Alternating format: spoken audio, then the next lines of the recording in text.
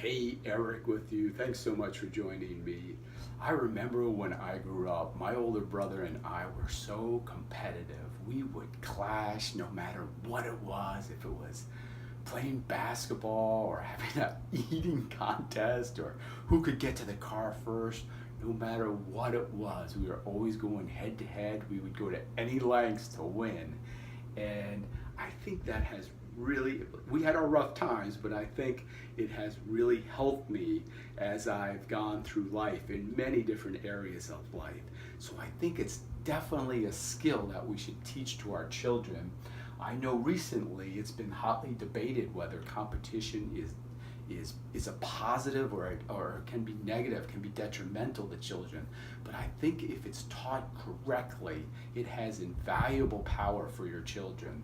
So I just made up a little system here, a step-by-step process how you can teach your children competition correctly, if you want to say it that way, or so they can get the most benefit out of it. The first one here is objective competition. So this would be when they are playing. Let's say they're playing a game, but it's not based on their skills. It's based on another objective component, like a game of cards where they have to get a certain suit of cards or a certain number of cards to win the game. So it's more based on what type of cards are dealt, more so than their skill level. So this is the starting point, objective competition. Then we go to number two, cooperative competition.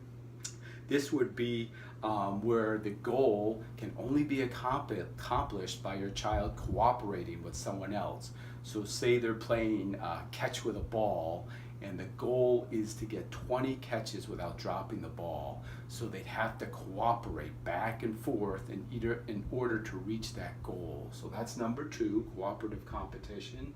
Number three is team competition. So your child would be with other children in one team going against another team of children, and it would not be based just on one child's skill level. It's based on the complete team as a unit in order to reach the goal. So that would be team competition number three.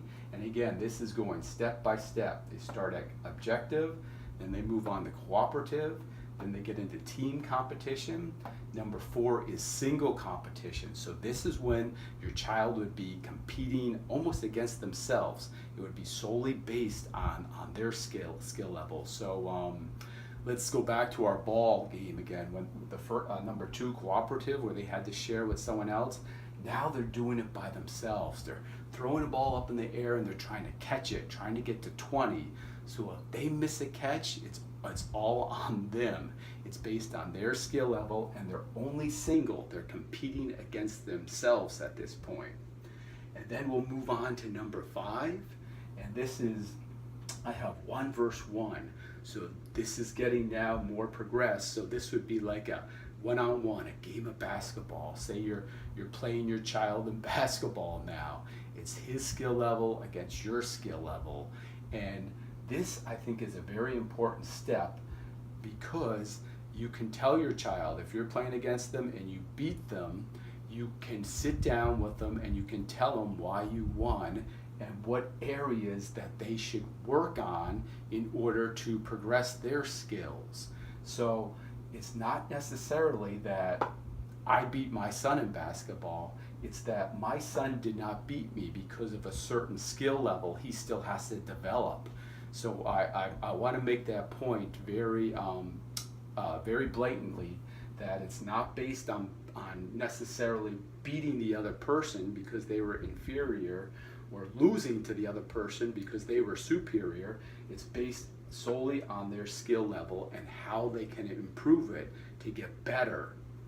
And then number six is mastery. And that feeds into number five, or I should say five feeds into number six. That competition is now not about necessarily just beating someone, but it's about improving, to keep improving their skill level further and further and further. And if they do have losses, that is only feedback that they can get better in certain areas. It doesn't have to be negative feedback. It can be It can be constructive feedback where they can see, oh, okay, I didn't win here, or even moving on in their life. I didn't get this job because I could have done this better. So I'm going to have to do, A, B, and C now if I want to go back and get this job, or I want to perform better. So I hope that makes sense to you. I've read a lot of especially with athletes, and it seems like all the great athletes, and this could even go on to business too, it's not necessarily the competition, it's all about themselves and themselves growing. I can't remember who said it though, but they asked if they were preparing to play, I think it was a tennis player. I can't remember who though, but they asked the tennis player, are you preparing? Are you getting ready to play your opponent? And he said, oh no, I'm preparing to play my best game. So he wasn't even worrying about the opponent's game.